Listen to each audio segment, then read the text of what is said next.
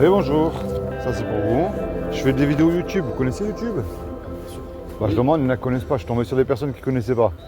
Alors moi je vous explique que je fais des petits reportages pour avertir les jeunes sur un sujet qu'on ne discute jamais. Vous êtes jeunes vous? Oui. C'est qu'un jour ou l'autre vous allez mourir, est-ce que vous le savez? Oui. À quel âge vous allez mourir? Je ne sais pas, un jour ou l'autre, on verra Ouais. bien. Alors la grande question moi, que je vous pose à vous qui êtes jeunes, alors je vous rassure, je ne suis pas témoin de Jéhovah ni rien de tout ça, je ne rentre plus aucun bâtiment. C'est, moi j'aimerais savoir ce que les jeunes y croient après la mort. Parce qu'on y va tous. Oui, c'est sûr. Est-ce que ça s'arrête ou ça continue pour vous deux? Moi, Sincèrement. perso, je me suis jamais posé la question. Eh ouais, c'est pour ça que je vais dans la rue. Je pense qu'il y aurait un truc après. Moi, je suis chrétien, je pense qu'il y a un truc après. D'accord. Donc vous êtes chrétien comme moi, vous croyez en Dieu alors? Oui, moi je crois en Dieu. D'accord, le paradis, l'enfer et au C'est milieu ça. un jugement. C'est ça. Et votre ami? Non, moi je. Rien. Je sais pas. D'accord. Vous croyez en Dieu ou pas? Pas spécialement. Pas que j'y crois, pas que j'y crois pas. D'accord, ouais, vous savez pas en fait. Non, pas trop. D'accord. Alors, puisque vous êtes chrétien, vous savez que prouver que Dieu existe, c'est très simple. Prouver qu'il n'existe pas, on ne peut pas. Mais dans le piège qu'il ne faut pas tomber, c'est mélanger Dieu et la religion.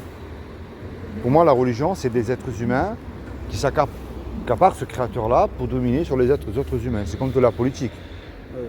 Et quand on voit tout ce qui se passe, ça nous dégoûte de Dieu. Mais ça ne veut pas dire que Dieu n'existe pas. On est bien d'accord? Bien sûr. Regardez là, le scooter là, qui est là devant vous là. Quelle est la preuve que quelqu'un a fabriqué ce scooter? Il y en a d'autres comme lui. Il y a... C'est le scooter en lui-même déjà. Ouais. Imaginez que je vous dise, vous voyez, ce scooter là, c'était un caillou, puis au cours de milliards d'années, ça a évolué, c'est devenu un scooter. Ouais, je vois le truc. C'est pas possible, c'est qu'il y a bien quelqu'un qui l'a dessiné, qui l'a fabriqué, on est bien d'accord? Bien sûr. Et maintenant, vous regardez autour de vous, s'il y a une création, il y a forcément un créateur. Il y a un fait scientifique, prenez rien, vous aurez rien. Mais c'est ce créateur-là, moi, que j'appelle Dieu, ou une intelligence, si vous préférez. Ce créateur a créé des lois aussi. La loi de la pesanteur, elle existe. La loi d'aérodynamique aussi. Bien sûr. Mais maintenant, vous allez voir, je vais en venir. Ce créateur-là a créé aussi une loi qui est gravée dans votre cœur et dans le mien. C'est la loi morale, c'est les 10 commandements. Et elle montre à ses yeux si on est quelqu'un de bien ou pas. Alors moi, je ne vous juge pas parce que j'ai cassé les 10, je ne vais même pas aller jusqu'à 10. C'est un 11e, je l'aurais cassé. Et elle ferme la bouche à tous les religieux aussi, qui se croient mieux que nous. Il y a un commandement qui dit tu ne mentiras point. Est-ce que vous avez déjà menti tous les deux? Bien sûr. Ouais. Comment on appelle quelqu'un qui ment? Menteur. Très bien. Il y en a un autre qui dit tu ne voleras point. Est-ce que vous avez déjà volé quelque chose? Bien sûr. Directement, oui. Bah oui, moi aussi je l'ai fait. Comment on appelle quelqu'un qui fait ça? Voilà. Il y en a un autre qui dit tu honoreras toujours tes parents. Attention, il y a un piège. Est-ce que vous êtes sûrs tous les deux que vous avez toujours honoré vos parents? À la crise de l'adolescence, je l'ai faite aussi. Il y en a un qui dit tu mettras toujours Dieu en premier dans ton cœur. Avant de vous donner votre réponse, j'ai remarqué qu'on met Dieu quand tout va mal dans notre vie en premier. Là, il est notre Dieu, notre Seigneur, notre Sauveur. Mais quand tout va bien. Parce que si vous vivez là, tous les deux là, c'est une faveur que Dieu vous accorde aujourd'hui. C'est vrai. Est-ce que vous le mettez en premier dans votre cœur? Non, pas forcément. Et un dernier, il y a un commandement qui dit tu ne commettras point d'adultère. Mais Jésus il a mis une barre au-dessus parce qu'il a dit quiconque, c'est-à-dire vous ou moi ou votre ami, qui a regardé un homme ou une femme avec de la convoitise, il a déjà commis un adultère dans son cœur. Et entre nous, qui pourrait dire j'ai jamais regardé une femme du coin de l'œil pour la convoiter? Vous voyez pourquoi elle est belle cette loi? Elle montre que j'ai pas le droit de vous juger moi. Je l'ai fait ça, je l'ai cassé cette loi. Mais maintenant je reviens vers vous moi avec la loi là. Dieu est amour, c'est vrai qu'il nous aime, il nous a créés. Mais puisqu'il est amour, il est obligé d'appliquer sa justice parce qu'il n'est pas Dieu sinon. Imaginez un Dieu tellement saint, on ne peut pas l'approcher comme ça. Parce qu'on est souillé par le péché. Est-ce que vous êtes coupable ou innocent face à sa loi là qui vous a donné? Sur la loi là. Sur la loi, on est coupable. Ah ouais, et si on est coupable, alors c'est le paradis ou l'enfer là? C'est enfer, du coup. Eh ouais, mais moi je veux pas vous y aller tous les deux. Pas les non plus. Eh ouais, mais moi je veux pas vous y aller, je préfère vous donner rendez-vous là-haut quand même. Hein. Mais ça c'est la mauvaise nouvelle, vous voyez, c'est le diagnostic. C'est ce qu'on mérite tous. Comme vous avez dit, le mot enfer, on mérite tous l'enfer. Montrez-moi un être humain qui a accompli les 10 commandements là. Ça n'existe pas. Eh non, il a accès au paradis tout de suite. Mais je vous amène une bonne nouvelle le bon matin, moi. Pour moi, Dieu est amour, il nous a créés, il aime sa création. Un chanteur, il aime ses chansons. Celui qui fabrique les bateaux, il est passionné par ça. Bien sûr. Est-ce que vous savez ce que Dieu a fait pour vous il y a 2000 ans pour vous éviter justement d'y aller en enfer? Vous ne savez pas? Alors je vais vous dire ce qu'il a fait pour vous, moi. Il y a 2000 ans, comme il n'a trouvé personne de parfait sur terre, et je dis bien personne, ce qui est impossible à l'homme ne l'est pas à Dieu. montrez-moi quelque chose qui serait impossible à Dieu de faire. Mais c'est ce qu'il a fait il y a 2000 ans, il s'est habillé d'un corps, il a pris une forme humaine qui est Jésus, le Christ. Je parle du vrai parce que tout le monde a le sien aujourd'hui. Et il a dit, quiconque croit. Il ne vous a pas demandé d'aller dans une église allumer un cierge, hein, prier Marie, suivre un pape, pour faire des croisades ou des études de théologie, non. Il vous a demandé de croire. Mais c'est bien de croire. Il y a écrit dans la Bible, tu fais bien d'y croire parce que les démons, ils existent.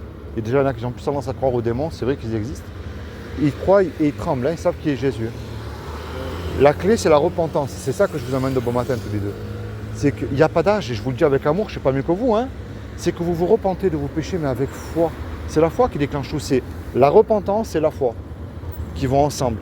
Et vous vous tournez vers Dieu, vous lui dites, vous par exemple, quel est ce farfelu là qui fait les reportages, moi je ne crois pas en Dieu, moi. Vous voyez, je peux prier pour vous, mais le reste, je ne peux pas le faire à votre place, moi. Imaginez tous les trois, on va braquer le restaurant là qui est derrière. Et on se fait serrer, on passe devant le tribunal. Le juge dit, vous voyez là, tous les trois là, je vous laisse le choix.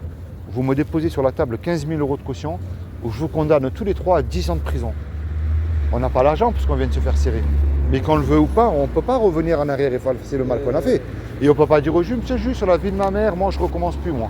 Vous êtes bon, miséricordieux, laissez-moi partir. Ça ne marche pas ça. Le juge il va dire, je suis bon, miséricordieux, c'est vrai. Mais vous me donnez la caution, vous partez tous les trois en prison. On se regarde tous les trois, on ne sait plus quoi faire. Mais imaginez-vous dans le film là. Il arrive un homme qu'on ne connaît pas. Il rentre dans la salle du tribunal où on est. Et cet homme-là, par amour pour nous, décide de verser la caution. La caution, elle est versée, le juge, il est satisfait, lui, il nous libère. Mais imaginez-vous dans l'action là. Maintenant, cet homme qui a donné l'argent là, il se présente en retour devant vous. Qu'est-ce que vous allez dire à cet homme-là, sincèrement? Merci.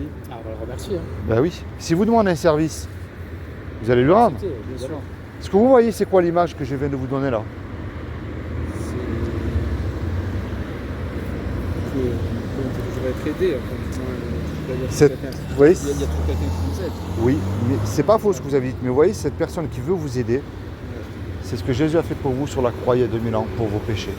Et il a pris toute votre condamnation. Ce qu'il vous demande, pas comme les hypocrites, hein, qui chantent dimanche matin Alléluia à l'église, et puis lundi, mardi, ils ont oublié qu'ils ont fait tout ça, ils se conduisent comme monsieur et madame tout le monde. Ce que je vous emmène, c'est pas, je ne vous vends pas Jésus, je ne vous vends pas une invitation dans une église non plus. Je vous encourage à vous lire la Bible, à la mettre en pratique et à vous rapprocher de Jésus.